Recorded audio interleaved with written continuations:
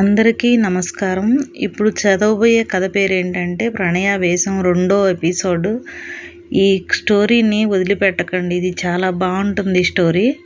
అయితే ఒక మనవి, లైక్ చేయండి, షేర్ చేయండి, సబ్స్క్రైబ్ చేసుకోండి. మరి కథలోకి వెళ్ళిపోదామా? రవి సుధా ఇంటికి చేరుకుని స్నానం చేసి తండ్రి వచ్చేసరికి బెడ్రూమ్లో పుస్తకాలు ముందు వేసుకుని ఒకరు కంప్యూటర్ ముందు ఒకరు మంచం మీద సెటిల్ అయ్యారు. వసుధ తండ్రి పేరు నారాయణ, వయసు 52 సంవత్సరాలు. ఒక ప్రైవేటు కంపెనీలో అకౌంట్స్ సీనియర్ అకౌంట్గా పనిచేస్తున్నారు.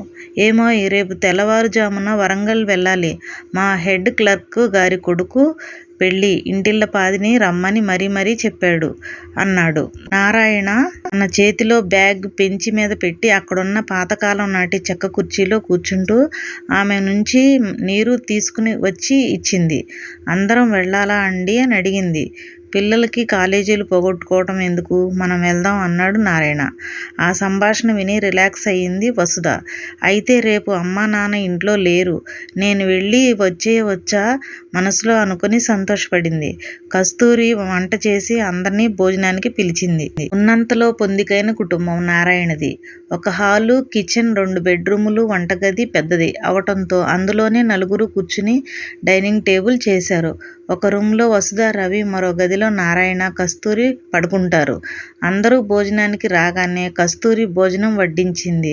భోజనం పూర్తి అయ్యాక తల్లి పాత్రలు కడగటంతో సహాయం చేసింది వసుధ. వసు, రేపు ఉదయం పెళ్ళికి వెళ్తున్నాం, నేను అన్నం కూర చేసి వెళ్తాను, రవితో టిఫిన్ తెప్పించుకుని తినేసి బాక్స్ తీసుకుని వెళ్ళండి, తాళం పక్కింట్లో ఇచ్చి వెళ్ళు చెప్పింది కస్తూరి. సరే అమ్మా అని చెప్పింది వసుధ. అందరూ పడుకున్నారు. వసుధ ఫోన్ వైబ్రేట్ అవుతూ ఉంటే తమ్ముడి వంక చూసింది. వాడు క్రికెట్ ఆడటంతో సోయి లేకుండా గాఢ నిద్రలో ఉన్నాడు. ఫోన్ ఆన్ చేసి ఆకాష్ మెసేజ్ కోసం చూసింది. తిన్నావా బంగారం అన్నాడు ఆకాష్. ఏం కూర చేసింది అత్త ఈరోజు? సుధా, నిద్ర రావట్లేదు, ఒకసారి మెసేజ్ చెయ్యరా, ఇంకా మీ ఇంట్లో పనులు పూర్తి అవలేదా సుధా? మెసేజ్లన్నీ చదివి నవ్వుకుంది వసుధ. హాయ్ ఆకాష్ అని మెసేజ్ చేసింది. హాయ్ సుధా, ఇప్పటికీ కలిగిందా రాణిగారి దయ అని రిప్లై రాగానే నవ్వుకుంది. అమ్మా నాన్న రేపు వరంగల్ వెళ్తున్నారు, పెళ్ళికి ఎక్కడ నన్ను రమ్మంటారో అని భయం వేసింది, మన లక్, నన్ను తమ్ముడిని కాలేజీకి వెళ్ళమని చెప్పారు అని మెసేజ్ చేసింది. పోనీలే, అనుకున్నది అనుకున్నట్టు అవుతోంది అన్న రిప్లై చూసి, కానీ ఈ సంతకాల పెళ్ళి నాకెందుకో నచ్చలేదు, నా పెళ్ళి ఘనంగా అందరి బంధువుల మధ్యన జరగాలని కలలు కన్నాను, నేను టైప్ చేసి సెండ్ చేసింది. మళ్ళీ మనం సెటిల్ అయ్యాక అలాగే గ్రాండ్గా చేసుకున్నాం, రేపు రిజిస్టార్ ఆఫీసులో పెళ్లి చేసుకున్నాక గుడిలో కూడా చేసుకుంటున్నాం, ఫ్రెండ్స్ ఏర్పాట్లు చేశారు, కంగారు పడకు అని రిప్లై ఇచ్చాడు ఆకాష్. మనకు 3 సార్లు పెళ్లి జరుగుతుంది అయితే అని మెసేజ్ పెట్టింది. మరి ఏమనుకుంటున్నావు వసుధ, ఆకాష్లు పెళ్ళి అంటే నిన్ను ఎన్నిసార్లు అయినా చేసుకుంటాను బేబీ అని వచ్చిన మెసేజ్ చదివి మరోసారి నవ్వుకుంది. తర్వాత టాపిక్ అంగాంగ వర్ణ మీదకు వెళ్ళింది. అతను పంపిస్తున్న మెసేజ్లకు సిగ్గులతో బుగ్గలు ఎరుపెక్కగా ఒళ్ళంతా పచ్చని ఆవిర్లు అములుకున్నాయి వసుధకి. అతని గొంతు వినాలని తాపత్రయం ఎక్కువయింది.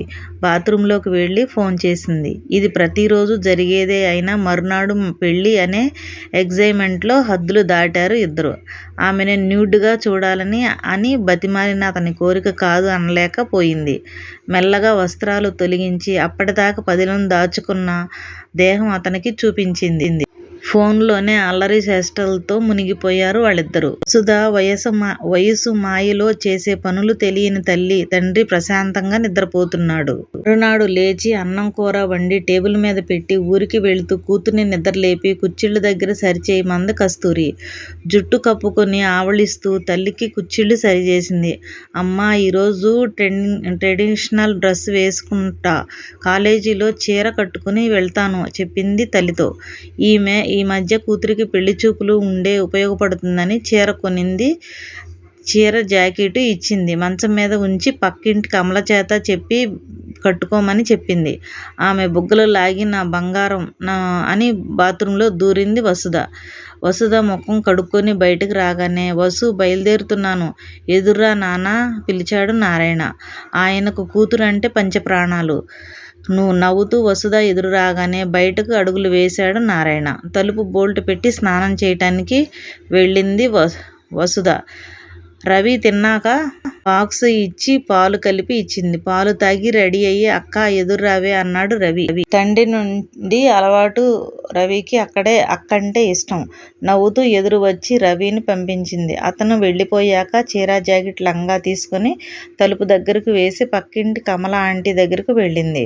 వసుధ పెళ్లికి రెడీ అవటానికి కొనసాగుతుంది. ఈ పెళ్లి అవుతుందో లేదో కామెంట్లో తెలియచేయండి.